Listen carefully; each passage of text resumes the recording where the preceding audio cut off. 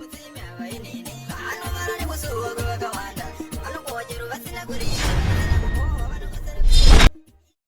who don't want to be in ZANU-PF and who enjoy to be ruled by ZANU-PF, let us rule them. Hati wengi wa munangagwa, tunowenga kukonewa kwao. Hati wengi wa munangagwa, tunowenga kusaziwa kwao. Hati wengi wa munangagwa, tunowenga kusagona basa kwao. Hati wengi wa munangagwa, tunowenga. We say a country must be ruled by the people of that country. 2, a country must be developed by the people of that country. 3, to come to you this very wonderful 2023, a very important year. And I must say to you that it's a year we are going to see his hand. Just are questionable. That tells you that we have a deficit of good governance. That tells you that we need a leader who understands that to be able to move forward, we must preserve the legacy of the liberation struggle. How do we preserve it? We preserve it by the transformational promise that we are going to develop and promise the people of Zimbabwe and deliver it. We want to create an economy that functions. We want to create a democracy that functions. As we speak, our colleagues, Vana Job Scala, Vanangari Fume, they are in prison. They've been...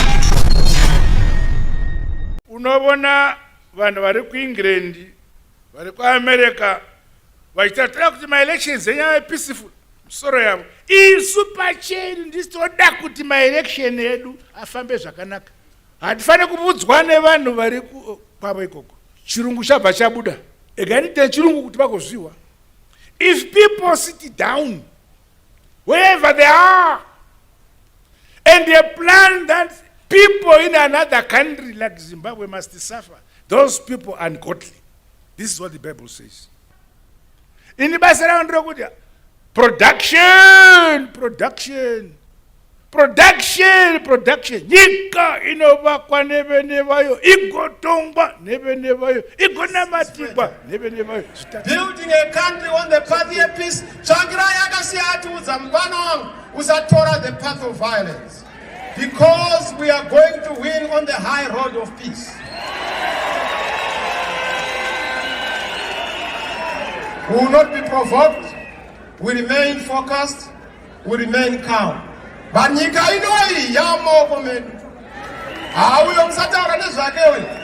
Indamunotsvaga definition yekuti munangagwa inorevei. Indamunosecha painternet. Muchaona kuti zvinorevei. Hapana munhu kuti wakadonda mudhara hapo pakashamba genda rine munhu.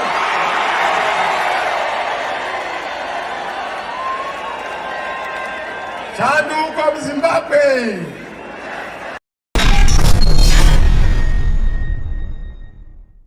Regai ndikuudze kuti 1 million inonyogwa sei. Unotanga kubhara 0, obhara 0, obhara 0, obeka koma. Obhara 0 umwe, ugobhara 0 futi, ugobhara 0, oshibeka koma. Oshiti 1 million.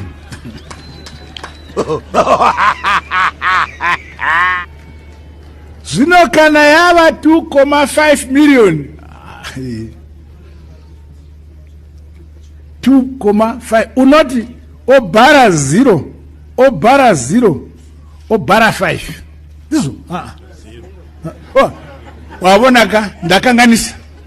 Unenge uchinyo Oko kwanzi nguva yakwana naye mapurisa munozviitaona munangagwa here zvamunoita. Vari kuti kwanzi nguva yakwana chiregera musangano. Isi changota.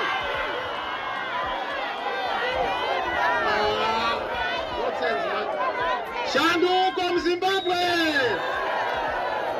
Shanduko muZimbabwe! They've tried, vaikwa frustrated nokuti vanhu vauya vachifunga kuti vanhu havauyi. Ndinokutendai.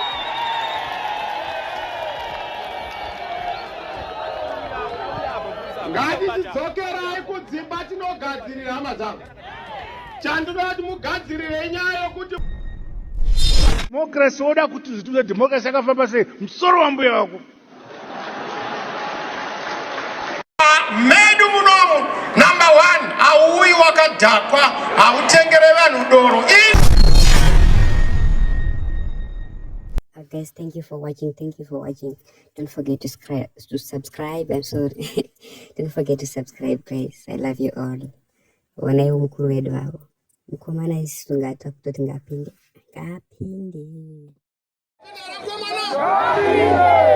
togadzira infrastructure,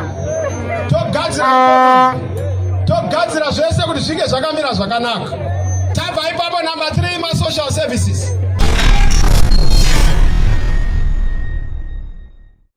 Famba sokuda kwangu shoko rataugwa newanamata mukomana wewe depapera nyaya ipapo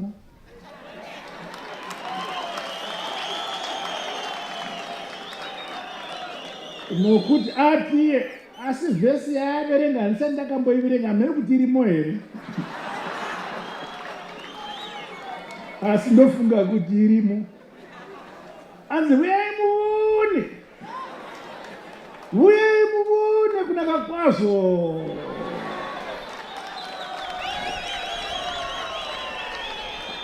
Iri Bible kana ari mangu hamuna. Saka ndinokutenda muchinda kutaura mashoko iwawo kuti uyai mubone kunaka kwazvo.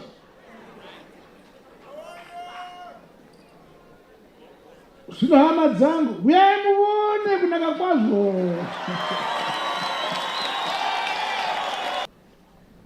Tese tine basa. Chero zvaunenge uchiita ibasa. Kubari basa.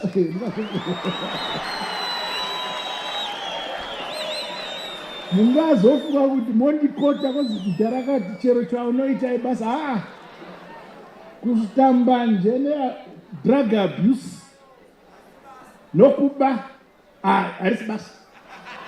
Ndikureva zvakanaka zvamunenge muchiti. Kochii chatisina? Hapana. Nyoka tinadzo, ngwena tinadzo. Kachiti ngwena ndikureva ngwena chaidzo. Ngwena tinadzo, shumba tinadzo, nzou tinadzo, hove tinadzo, masango tinawo. Vanasisi vakomana variko. Chamunoda chii?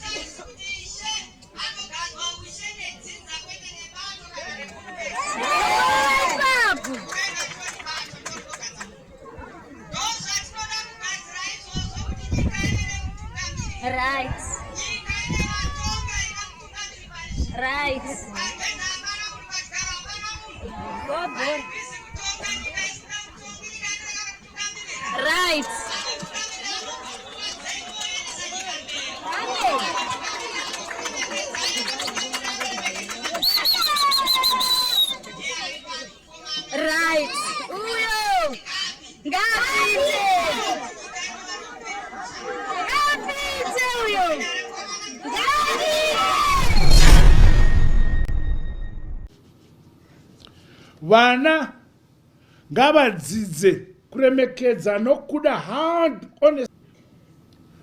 Kwete kwanza kugwafa mene kuzoriwe.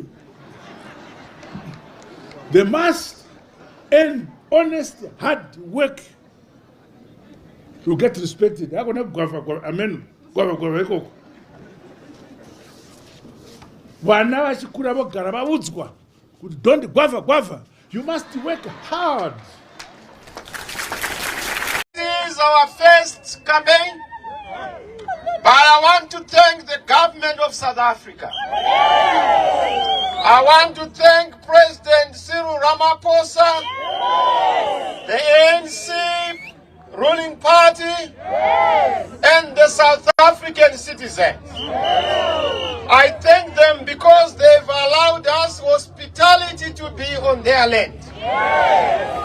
Thank you for the African solidarity. Thank you for remembering Zimbabweans. Thank you for being African. Thank you for what you have done for us. Thank you.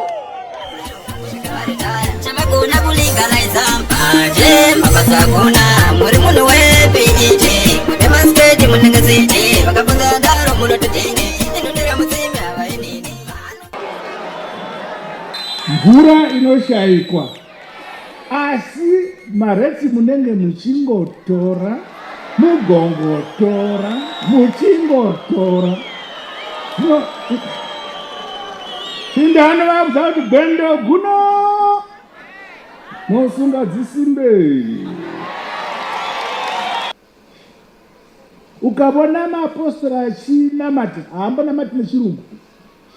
Nokuti vanoziva kuti ukanamata nechirungu maropafadzo vanoenda kuIngirandi.